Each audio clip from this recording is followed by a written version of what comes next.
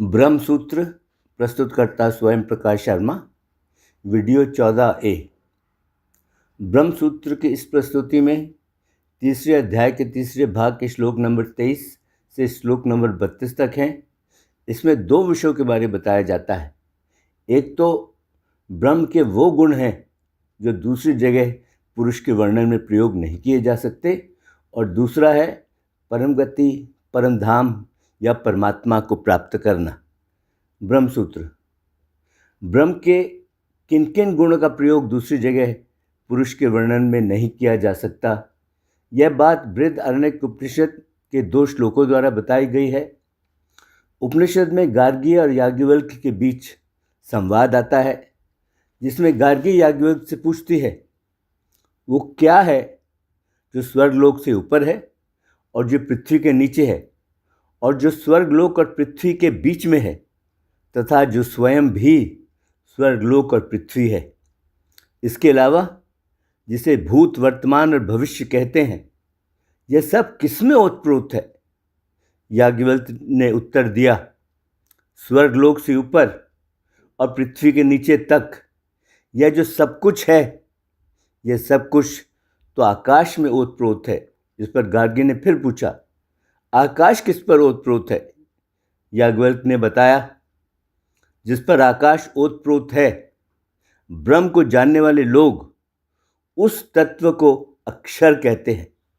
वह अक्षर ना तो मोटा है, ना पतला है, ना छोटा है, ना बड़ा है, ना लाल या किसी और रंग का है, ना चिकना है, ना छाया है, ना अंधकार है, न वायु है, न आकाश है, न संग है, न रस है, न गंध है, न आँख है, न कान है, न वाणी है, न मन है, न तेज है, न प्राण है, न मुख है, न माप है, न भीतर है, न बाहर है। वह कुछ भी नहीं खाता और ना ही उसे कोई खाता है। अक्षर ब्रह्म के स्वरूप का इस प्रकार वर्णन करने के बाद याज्ञवल्क्य गार्गी को यह भी बताते हैं कि सूर्य, चंद्रमा, स्वर्गलोक और पृथ्वी आदि सब इसके शासन में है। इसी ने सबको धारण किया हुआ है। इस प्रसंग में अक्षर ब्रह्म के बारे बताते हुए दो बातें मुख्य तौर पर उभर कर आती हैं। एक तो यह कि वह स्वर्गलोक से ऊपर तक और पृथ्वी के नीचे तक सारे ब्रह्मांड में व्याप्त है, यानी वह सर्वव्यापक है। और दूसरी बात यह कि उसने सबको धारण किया हुआ है, यह कि वह सबको धारण करने वाला है।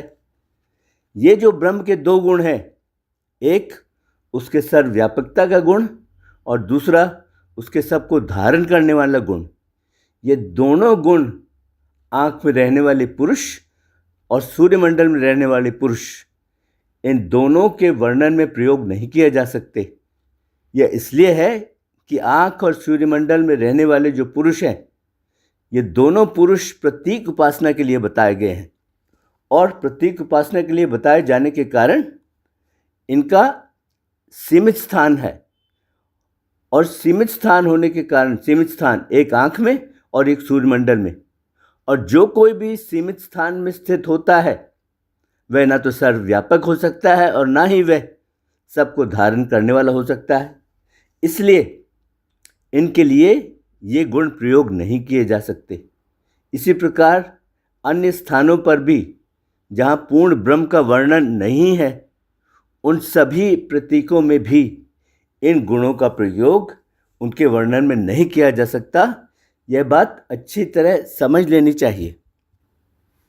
आँख और सूर्यमंडल में रहने वाले पुरुषों के लिए इन गुणों का प्रयोग नहीं करना चाहिए, यह बात तो ठीक है।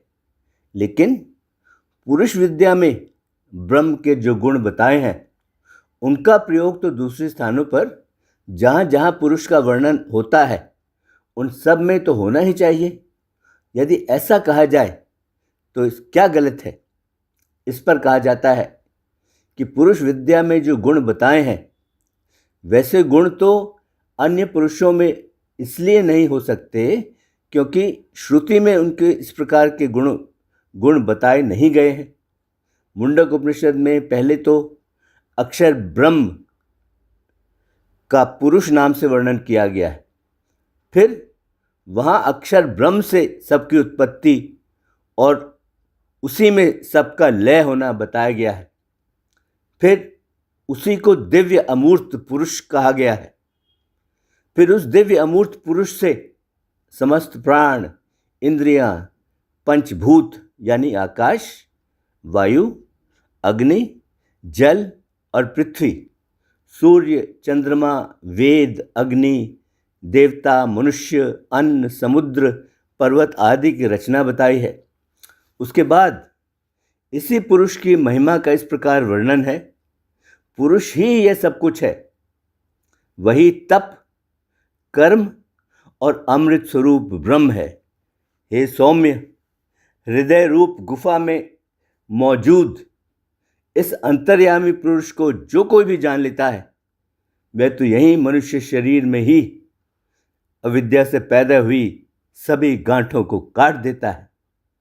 पुरुष विद्या के इस प्रकरण में जो ये गुण है, सब कुछ उत्पन्न करने का गुण, सबसे परे यानी सबसे उत्कृष्ट होने का गुण, सर्वव्यापक होने का गुण तथा अविद्या और उसके परिणामों को नाश करने का गुण, ये जो गुण बताए हैं, इन गुणों का भी आँख और सूर्यमंडल में रहने वाले पुरुषों के वर्णन में प्रयोग नहीं किया जा सकता। और जहाँ जहाँ पुरुष के नाम से स्थूल, सूक्ष्म या फिर कारण शरीर का वर्णन किया गया है, उनमें भी इन गुणों का प्रयोग नहीं किया जा सकता, क्योंकि श्रुति में उनके लिए इस तरह के गुणों का होना तो कहीं नहीं बताया गया है। उन प्रकरणों में तो उन पुरुषों की अंतरात्मा परम पुरुष को लक्ष्य कराने के लिए ही उनको पुरुष का नाम दिया गया। उसी प्रकार श्रुति में जो बींधने आदि का वर्णन करने के बाद ब्रह्म को उस बींधने का लक्ष्य बताया है, इन सब का प्रयोग भी अन्य पुरुष विद्याओं में नहीं किया जा सकता, क्योंकि यहाँ तो प्रयोजन में ही भेद है, जैसा कि अभी बताया जाएगा। मुंडक उपनिषद में कहा है, हे सौम्य, उपनिषद में जिस महान धनुष का वर्णन किया गया है उसे उठाना चाहिए। फिर उस धनुष पर उपासना द्वारा पैना किया हुआ बाण चढ़ाना चाहिए। फिर पूरी एकाग्रता से चित्त के द्वारा परम अक्षर परमेश्वर को लक्ष्य बनाकर उस पर निशाना साध कर उस बाण के द्वारा लक्ष्य को भेद डालना चाहिए। इसके बाद दूसरे मंत्र में आत्मा को बाण का रूप दिया गया है और ओंकार को धनुष का रूप दिया गया है। इस प्रकार यहाँ जो ब्रह्म को आत्मा रूप बाण द्वारा बींधने योग्य बताया है, उसके इस बींधने आदि गुणों का तथा ओंकार का धनुष होने का, इनका दूसरी पुरुष विद्याओं में प्रयोग नहीं किया जाना चाहिए। इस प्रकार के रूपक तो वहाँ चिंतन में तन्मयता लाने के लिए दिया गया है, और जो बात रूपक द्वारा कोई विशेष बात कही गई हो, वह दूसरे पुरुष के लिए उपयुक्त नहीं होती, जिसके कारण वह वहाँ लाने योग्य भी नहीं होती। ब्रह्म की वो बातें जो दूसरी जगह पुरुष के वर्णन में प्रयोग नहीं की जा सकती, अब इस बात पर चर्चा यहाँ संपन्न हो जाती है। और अब परम गति, परम धाम, परमात्मा को प्राप्त करने के लिए जो श्रुति में बताया गया है, उस पर चर्चा आरंभ की जाती है। श्रुतियों में कहीं तो ब्रह्म विद्या का फल केवल दुख, शोक, बंधन और शुभ अशुभ कर्मों से छुटकारा बताया गया है। कहीं उसके बाद परम समता, परम धाम और परमात्मा को प्राप्त करने की बात कही गई है। तो फिर प्रश्न यह उठता है कि क्या ब्रह्म विद्या के फल में कोई भेद है या नहीं? इस बात को श्रुतियों के कथन द्वारा ही समझाया जा सकता है। छांदोग्य उपनिषद में राजा अश्वपति ऋषियों 6 ऋषियों को वैश्वानर विद्या के बारे उपदेश देते हुए उन्हें बताते हैं कि जो कोई भी वैश्वानर विद्या को जानकर हवन करता है, उसके तो सारे पाप उसी प्रकार भस्म हो जाते हैं जिस प्रकार अग्नि में सीख को डालने से वह सीख भस्म हो जाती है। इसी प्रकार कठ उपनिषद में कहीं तो परमात्मा ज्ञान का फल शोक हर्ष का नाश बताया है, कहीं उसका फल मृत्यु के मुख से छूटना बताया है। मुंडक उपनिषद में अविद्या का नाश और हृदय की गांठें, समस्त संशय तथा समस्त कर्मों का नाश बताया है। श्वेताश्वतर उपनिषद में सभी बंधनों से छूटना तथा शोक का नाश होना आदि ब्रह्म ज्ञान का फल बताया है। इस प्रकार उपनिषदों में जगह जगह बताया गया है कि ब्रह्म विद्या का जो फल है वह तो पाप पुण्य और अलग अलग प्रकार के विकारों का नाश है। इन मंत्रों में परमात्मा की या परम पद की या परम धाम की प्राप्ति की बात नहीं कही गई है। तो इस स्थिति में हम वाक्य शेष का जो सिद्धांत पहले बताया गया है उसका प्रयोग कर लेते हैं। जहाँ पाप पुण्य और विकारों का नाश बताया है वहाँ परमात्मा की प्राप्ति, परम पद, परम धाम आदि वाक्य श्रेष्ठ हो जाते हैं, और जहाँ परमात्मा की प्राप्ति, परम पद, परम धाम आदि ब्रह्म ज्ञान के फल बताए हैं वहाँ पाप पुण्य और विकारों का नाश होना वाक्य शेष हो जाते हैं।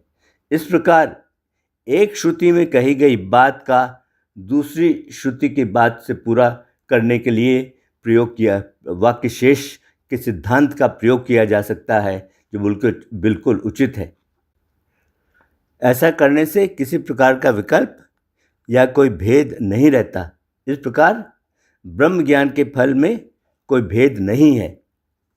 अब यहाँ यह जिज्ञासा होती है कि जो लोग देवयान मार्ग से ब्रह्मलोक को जाते हैं उनके सारे पाप कर्म तो नष्ट हो जाते हैं, लेकिन इनके पुण्य कर्म तो बचे रहते होंगे, नहीं तो उनका ब्रह्मलोक में जाना संभव कैसे हो सकता है? क्योंकि ऊपर के लोकों में जाना तो शुभ कर्मों का फल होता है।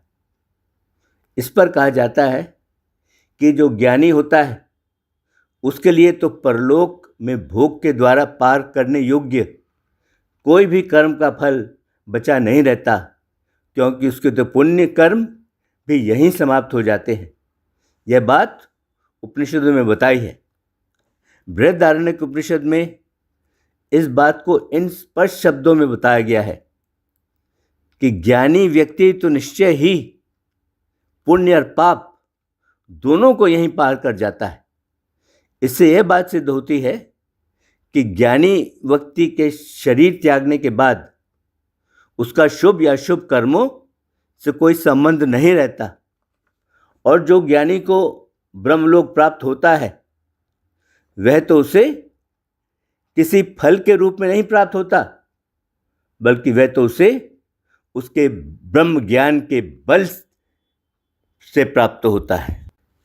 इसलिए उसके द्वारा परलोक में जाकर भोग द्वारा पार करने योग्य कोई भी कर्म का फल बचा नहीं रहता, क्योंकि उसके तो पुण्य और पाप दोनों यहीं समाप्त हो जाते हैं। ज्ञानी के लिए तो उसके संचित आदि सभी कर्मों का यही नाश हो जाता है। इसी बात का मुंडक उपनिषद में इस प्रकार समर्थन किया गया है। उस समय ज्ञानी व्यक्ति पुण्य और पाप दोनों का हटाकर निर्मल होकर सबसे उत्तम साम्य रूप पर ब्रह्म को प्राप्त कर लेता है। इस पर यह प्रश्न उठता है कि यदि समस्त कर्मों का नाश और ब्रह्म की प्राप्ति रूप फल तो ब्रह्म ज्ञान से तत्काल प्राप्त हो जाता है, फिर देवयान मार्ग से ब्रह्मलोक में जाकर परमात्मा को प्राप्त करने की बात क्यों कही गई है? इस पर कहा जाता है कि ज्ञानी व्यक्ति की स्थिति उसके संकल्प के अनुसार दोनों प्रकार की हो सकती है। छांदोग्य उपनिषद में यह बात इस तरह स्पष्ट की गई है कि व्यक्ति निश्चय ही संकल्प वाला होता है। इस लोक में वह जैसे संकल्प वाला होता है, परलोक में जाकर भी वह वैसे ही संकल्प वाला हो जाता है। इससे दो बातें निकलती है। एक तो यह कि यदि ज्ञानी व्यक्ति किसी और लोक में न जाने की इच्छा रखकर यही मुक्त होने का संकल्प रखता है, तब तो वह तत्काल यहाँ ब्रह्म के साम्य रूप को प्राप्त हो जाता है। लेकिन यदि ज्ञानी ब्रह्मलोक के दर्शन करने की इच्छा रखता है और उसका संकल्प करता है, तब तो वह देवयान मार्ग से ब्रह्मलोक में चला जाता है। इस प्रकार ज्ञानी साधक के संकल्प के अनुसार दोनों प्रकार की स्थितियां हो सकती हैं और इसमें कोई विरोध नहीं है। अब यदि इस प्रकार ब्रह्मलोक में जाए बिना यहाँ ही परमात्मा को प्राप्त हो जाना मान लिया जाता है, तो इसमें क्या आपत्ति है? इस पर कहा जाता है कि इसको मान लेने से तो श्रुतियों में भेद आ जाएगा, जो उचित नहीं होगा। श्रुतियों में तो ब्रह्म को प्राप्त करने की दोनों स्थितियां बताई हैं। एक, देवयान मार्ग से ब्रह्मलोक में जाकर परमात्मा को प्राप्त करना, और दूसरा, परमात्मा को सीधा प्राप्त करना। ये दोनों ज्ञानी के अपने संकल्प पर निर्भर करते हैं। इसलिए यदि हम एक ही बात मान लें तो दूसरी बात झूठ हो जाती है, जो ठीक नहीं होगा। इसलिए श्रुतियों की सार्थकता तो दोनों स्थितियों को मानने से ही होगी, और यही उचित है। इसी बात को फिर से सिद्ध करते हैं। श्रुति में जहाँ साधक के लिए देवयान मार्ग द्वारा ब्रह्मलोक में जाने की बात कही है, उसी प्रकरण में उसके उपयोगी उपकरणों का भी वर्णन है। प्रश्न उपनिषद में कहा है कि जीवात्मा जिस संकल्प वाला होता है, उस संकल्प द्वारा वह मुख्य प्राण में स्थित हो जाता है। मुख्य प्राण उदान वायु में स्थित हो जाता है, और वहाँ स्थित होकर वह मन और इंद्रियों से युक्त जीवात्मा में उसके संकल्प के अनुसार लोकों में ले जाता है। इसी तरह छांदोग्य उपनिषद में जीवात्मा का अग्नि, प्रकाश, अभिमानी देव आदि को प्राप्त होना बताया गया है। इस प्रकार सभी कर्मों का बहुत अधिक अभाव होने पर भी जीवात्मा का दिव्य शरीर से संपन्न होना बताया गया है। लेकिन कठ उपनिषद के अनुसार जिन साधकों के शरीर रहते हुए परब्रह्म परमेश्वर प्रत्यक्ष हो जाते हैं, उनके लिए इस प्रकार का वर्णन नहीं आया है। बृहदारण्यक उपनिषद में उनके विषय में इस प्रकार कहा है कि जो कामना रहित है, जो निष्काम है, जो पूर्ण काम है, यानी जिसके सभी इच्छाएं पूर्ण हो चुकी हैं, तथा जो केवल परमात्मा को ही चाहने वाला है, उसके प्राण ऊपर के लोकों में नहीं जाते। वह ब्रह्म होकर यही ब्रह्म को प्राप्त हो जाता है। इसलिए यही मानना ठीक है कि साधक के संकल्प के अनुसार दोनों प्रकार से ब्रह्म की प्राप्ति होती है। दुनिया में भी देखा जाता है कि जिस किसी को अपने स्थान से किसी दूसरे स्थान पर जाना होता है, तो वह अपने साथ यात्रा के लिए आवश्यक सामग्री अपने साथ लेकर जाता है। इसी प्रकार पहले बताए जो अधिकारी व्यक्ति हैं, उसके लिए दिव्य शरीर आदि उपकरणों का वर्णन किया गया है। इसलिए व्यक्ति का इस लोक से ब्रह्मलोक में जाने की बात भी उचित है।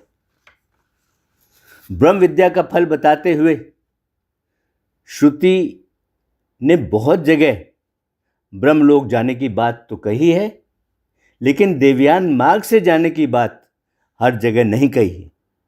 इसलिए यहाँ प्रश्न यह उठता है कि क्या ब्रह्मलोक में जाने वाले ज्ञानी ही देवयान मार्ग से वहाँ जाता है, या फिर केवल वो लोग ही जाते हैं जिन लोगों के बारे श्रुति में बताया है और जो लोग उस श्रुति के अनुसार उपासना करते हैं? इस पर कहा जाता है कि ऐसा कोई भी नियम नहीं है कि उन्हीं विद्याओं के अनुसार उपासना करने वाले लोग ही देवयान मार्ग से ब्रह्मलोक को जाते हैं, बल्कि ब्रह्मलोक को जाने वाले सभी साधकों की गति तो उसी मार्ग से होती है, और यही बात श्रुति और स्मृतियों दोनों से सिद्ध होती है। इसलिए कोई विरोध नहीं है। श्रुति में कई जगह साधक को ब्रह्मलोक और परमात्मा की प्राप्ति तो बताई गई है, लेकिन सब जगह देवयान मार्ग के बारे नहीं बताया गया। इसी प्रकार भगवत गीता आदि स्मृतियों में भी हर जगह मार्ग का वर्णन नहीं है।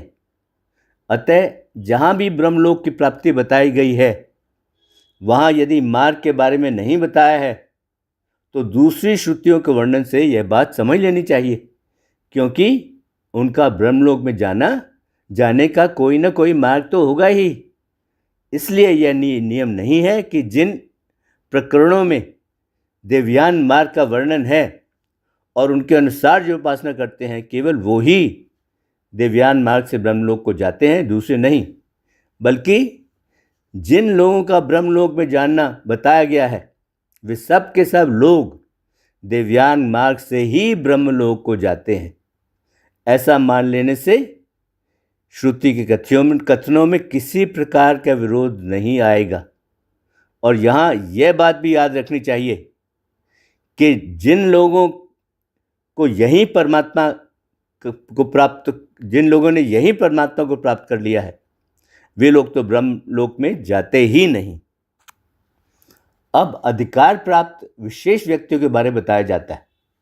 वशिष्ठ और व्यास जैसे जो अधिकार प्राप्त ऋषि हैं, क्या उनकी गति भी देवयान मार्ग से होती है, या फिर वे इसी शरीर में ब्रह्मलोक जा सकते हैं?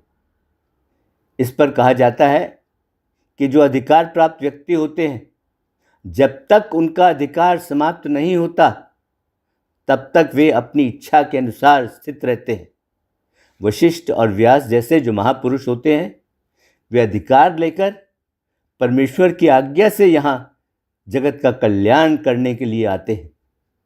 ऐसे अधिकार प्राप्त ऋषियों का ना तो साधारण जीवों की तरह आना जाना होता है और ना ही साधारण जीवों की तरह उनका जीना मरना होता है। उनके सभी काम साधारण जीवों से विलक्षण और दिव्य होते हैं। वे अपनी इच्छा के अनुसार शरीर धारण करने में सक्षम होते हैं, इसलिए उनके लिए अग्नि जैसे देवताओं की सहायता आवश्यक नहीं होती। जब तक उनका अधिकार रहता है, तब तक वे आवश्यकता के अनुसार सभी लोकों में पूरी आज़ादी से आ जा सकते हैं। अंत में वे परमात्मा में विलीन हो जाते हैं। इसलिए जो दूसरे साधक व्यक्ति हैं, वे उनके जैसे नहीं हो सकते। हाँ, दूसरे साधक के व्यक्ति उनके जैसे नहीं हो सकते। इसके साथ ही ब्रह्म सूत्र की यह प्रस्तुति संपन्न हुई, जिसमें तीसरे अध्याय के तीसरे भाग की श्लोक नंबर 23 से श्लोक नंबर 32 तक हैं। ओम शांति शांति शांति।